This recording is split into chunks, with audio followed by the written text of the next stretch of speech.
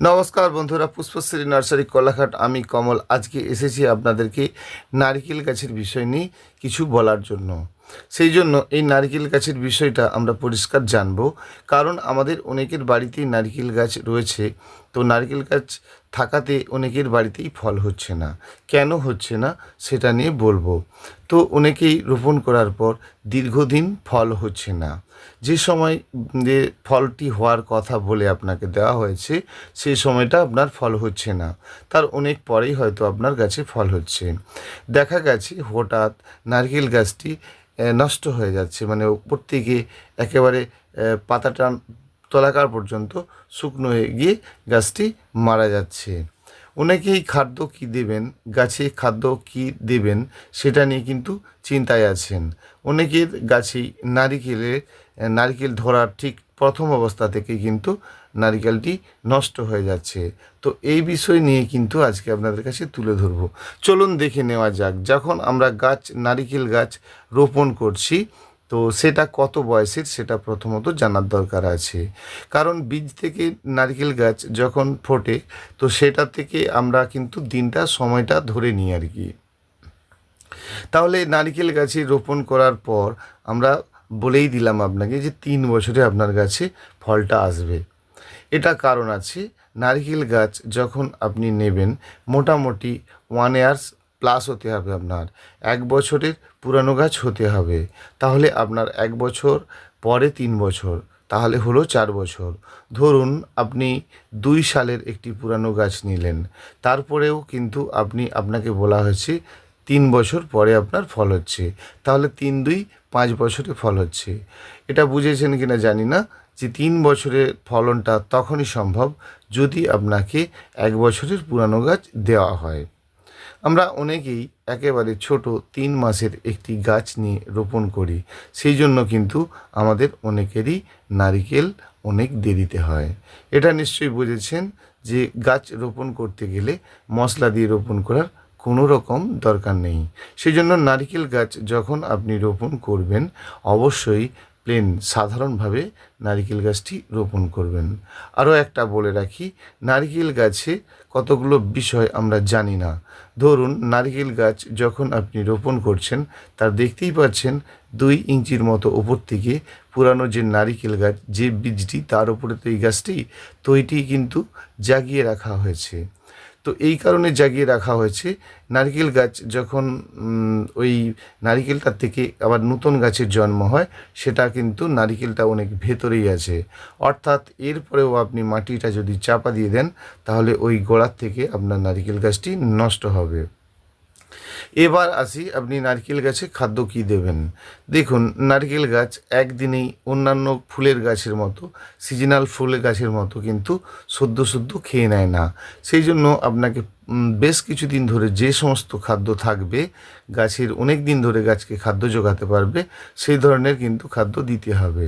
যেমন ধরুন বোন ডাস্ট, লেদার মিল, তারপরে শিংকুচির দানা, এ ধরনের বহু কিছু পাওয়া যায় যেটা নারকেল গাছকে দীর্ঘদিন ধরে কিন্তু খাদ্যটা দেবে। আমরা অনেকে ভুল করি যে নারকেল গাছ রোপণ করার সময়ই অনেকেই লবণ দিই, সেটা কিন্তু দেবেন না। অবশ্যই লবণ দিয়ে গাছ রোপণ করবেন না। মাটিকে ভালো করে এলোমেলো করে কুপিয়ে ফেলুন, একেবারে সুন্দর করে ফেলুন, তারপরে কিন্তু আপনি নারকেল গাছটি রোপণ করুন। পারলে আপনি আপনার মাটিতে বালি দিন। ধরুন আপনি মাটির মধ্যে ভার্মি কম্পোস্ট দিচ্ছেন, তো দিতে পারেন, কিন্তু মনে রাখবেন মাটির মধ্যে কিন্তু দানা ওষুধটি অবশ্যই আপনাকে দিতে হবে। তা নইলে কিন্তু ওখান থেকেই আবার পোকার জন্ম হবে। পোকা মানে যেগুলো আমরা উই পোকা বলে জানি, ওই নারকেলটা যে পুরানো নারকেলটা আপনার আছে, যার উপরে আপনার নারকেল গাছটা বর্তমান আছে, ওই নারকেলের যে খোসাটা সেটা কিন্তু নষ্ট হয়ে যাবে। তো নষ্ট হয়ে যাবে মানে ওখানে পোকার জন্ম হবে। অর্থাৎ আপনাকে কিছু দানা ওষুধ দিয়ে, ধরুন আপনি দানা ওষুধ দোকান থেকে নিয়ে সাইডে সাইডে দিন। অনেক ধরনের দানা ওষুধ দোকানে পাওয়া যায়, তো আপনারা দানা ওষুধ বললেই আপনাদেরকে কিন্তু দেবে। এবারে আসি খাদ্য দেওয়ার ব্যাপারে। গাছের যখন পাতা বেরোবে তবেই কিন্তু আপনি খাদ্য দেবেন। খাদ্য দেবেন মানে কতটা দূরে দেবেন। গাছটি যখন রোপণ করেছেন মোটামুটি মাটিতে যদি আপনি গাছটি রোপণ করে থাকেন তাহলে 1 হাত দূরত্বে কিন্তু খাদ্য দেবেন।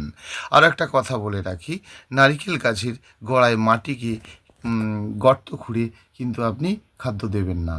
নারকেল গাছের মাটি খোঁড়া বেশি যাবে না। তার কারণ নারকেল গাছ গুচ্ছ জাতীয় একটি শেকড়ের গাছ, অর্থাৎ ওপরের ভাসা শেকড়। যদি আপনি বারে বারে সাইডের শেকড় কাটেন তাহলে নারকেল গাছের কিন্তু বারে বারে ক্ষতি হতে থাকবে। সেই জন্য নারকেল গাছে যখন আপনি খাদ্য দেবেন মাটির ওপরেই দেবেন, এক্সট্রা মাটি নিয়ে এসে ওই খাদ্যের ওপরে কিন্তু চাপা দেবেন। এইভাবেই দিতে থাকবেন, দেখবেন আস্তে আস্তে উপরে আপনার নারকেল গাছের আস্তে আস্তে কিন্তু মাটিও দিতে থাকবেন এবং শেকড়টা গাছ থেকে উপর থেকে আস্তে আস্তে বেরোতে থাকবে। অনেকের গাছে নারকেল হচ্ছে না। প্রথমত খেয়াল করুন যে আপনার নারকেল গাছের যে নারকেল হচ্ছে না ওপরের শেকড়গুলো দেখা যাচ্ছে কি না।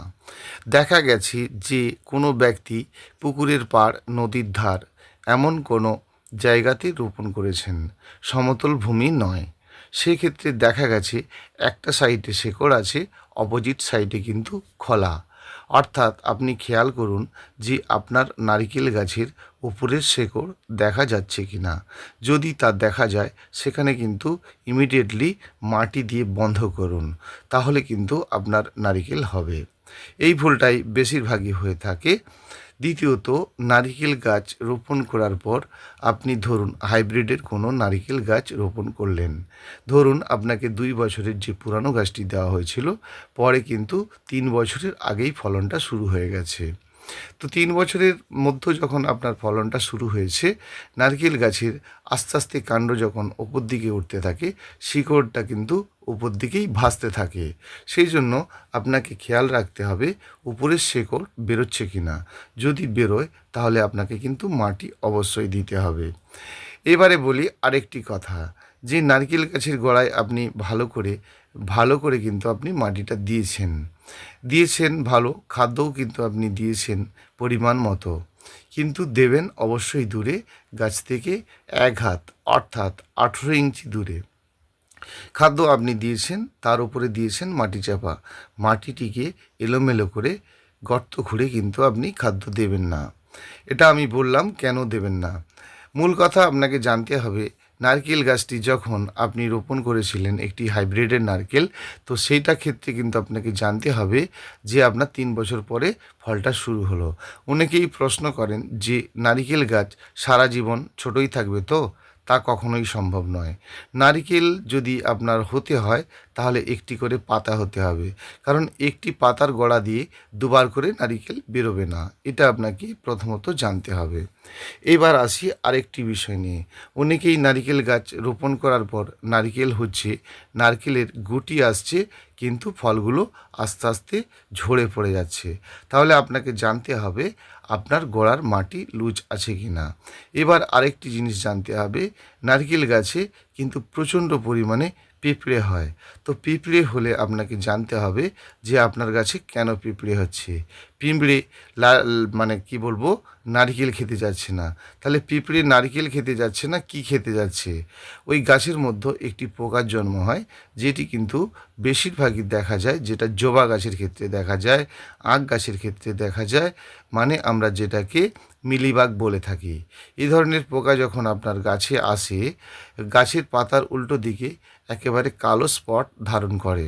সেই জন্য আপনাকে মনে রাখতে হবে, যখন আপনি নারকেল গাছে খাদ্য দিচ্ছেন, তো দেওয়ার পরেও আপনাকে খেয়াল রাখতে হবে আপনার গাছের মধ্যে ওই সাদা পোকাটি রয়েছে কি না। যদি তা থাকে তাহলে অবশ্যই আপনাকে কিন্তু ফাঙ্গিসাইড এবং পেস্টিসাইড ভালো করে স্প্রে করতে হবে। আরেকটা কথা বলে রাখি, অনেক সময় গাছের কোঁকগুলো নষ্ট হয়ে যায়, মানে মূল ডগাটি নষ্ট হয়ে যায়, ভেতরে পোকার জন্ম হয়, একটি লম্বাটে টাইপের পোকা হয়।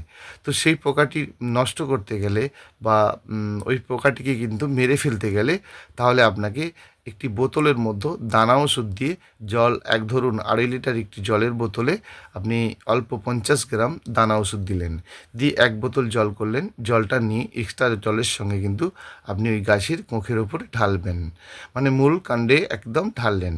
আস্তে আস্তে দেখবেন আপনার গাছ একদম ফ্রেশ থাকছে। অবশ্যই মাঝে মধ্যে স্নান করাবেন, গাছ আপনাদের ভালো থাকবে, অনেক সুন্দর থাকবে। আজকে বেশি কিছু বলবো না, অবশ্যই এটুকুই বললাম। পরবর্তী ভিডিওতে আরও একটু ডিটেলস বলার চেষ্টা করব। তো একটু বলে রাখি, যাদের বড় গাছ রয়েছে, যদি চুন মানে পানি খাওয়া চুনকে গুলিয়ে সাইডে সাইডে দিতে পারেন গাছের বর্ডারে, তাহলে বেশি ভালো কাজ হবে। নমস্কার বন্ধুরা, ধন্যবাদ।